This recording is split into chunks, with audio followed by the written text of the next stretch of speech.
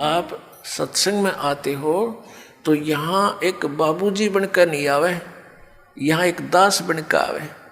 एक जैसे हॉस्पिटल में रोगी जाता है, चाहे वो कितना बड़ा अधिकारी हो, कितना बड़ा धनवान हो, जब उसको ये पता लग जाता है कि तेरी जांच में कोई गड़बड़ हो चुकी है और तेरा शरीर ठीक नहीं है, और उसको डॉक्टर के पास जाता है, डॉक्टर कहता है कि जाओ ये जांच कराओ, तो उसने उस पल की इंतजार रहती है जांच में के आवेगा। उस समय वो भूल जाता है मैं क्या हूँ, मैं कोई अधिकारी हूँ या सेठ हूँ। उस समय वो अपने को रोगी मानता है। ऐसा भाव आपका सत्संग में रहना चाहिए। यहाँ ऐसे रहने से क्या लाभ होगा? कबीर परमेश्वर की अमर वाणी है और इनकी अमर वाणी फाइनल है, जो न कह दिया वो सत्य है। कहते हैं संत मिलन को आइए तज माया अभिमान, जो जो कदम आगे रखे एक एक यज्ञ समान।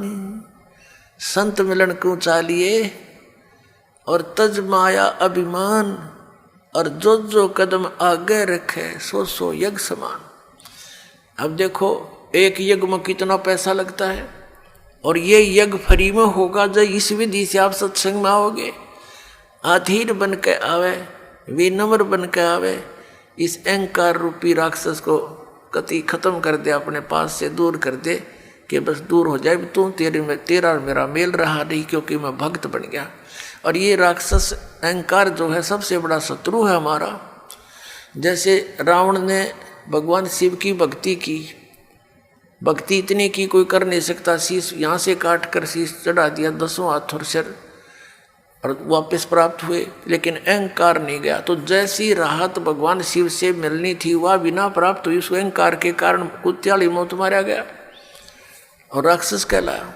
तो अभिमान बहुत बुरा है, भगवान और अभिमान का एक्सीडेंट है। नॉर्थ साउथ पोल समझ लो, ये कभी इकट्ठे नहीं हो सकते। तो इसे दुष्ट को फिर हम क्यों पालें?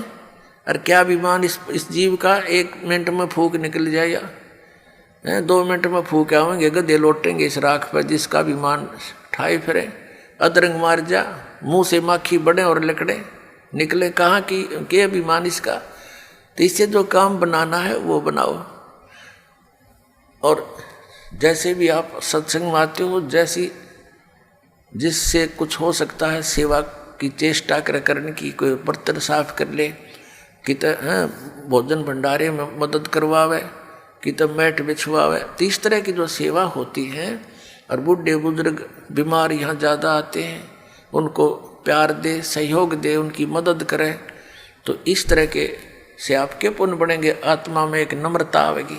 और कबीर परमेश्वर जी के पास, मुनिंदर जी के पास विशेषकर दुखी ही आते थे, सुखी तो उनके पास जाते थे, उन नकलियाँ ऋषियों द्वारा।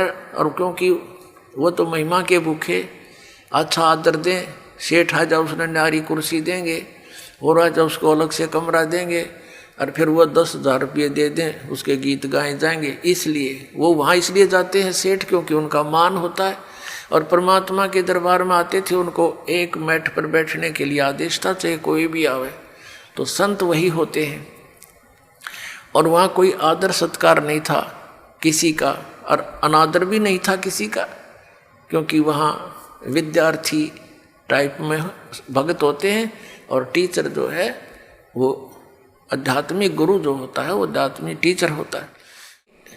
बूढ़े बुजुर्ग रोगी का की मदद करनी चाहिए, नफरत नहीं करें। कहते कुष्टी होवे संत बंदगी कीजिए, हो वैसा के विश्वास चरण चित दीजिए।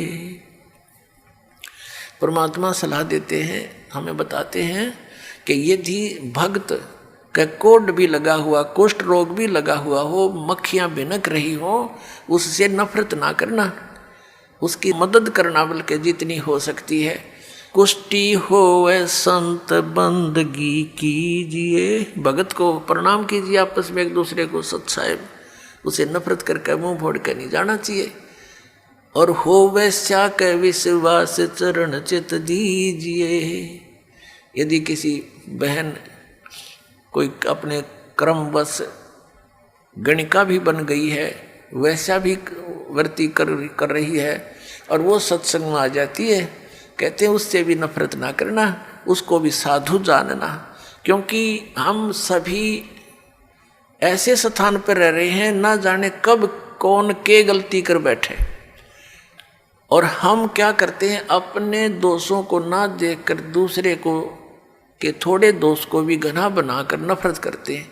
यह भी हमारी अज्ञानता का ही कारण है।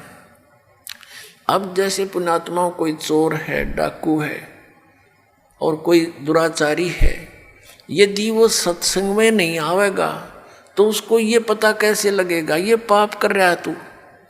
जिस कर्म जिस क्षेत्र में वो रहता वो तो वो वहाँ उस माहौल में तो फंसा हुआ है, उसी से तो बिगड़ता ही जा रहा है। अब जैसे मैला कपड़ा हो गया तो वो जल के निकट नहीं आवेगा, साबुन प्रयोग नहीं होगा उस पर, तो वो मैल समाप्त कैसे होगा।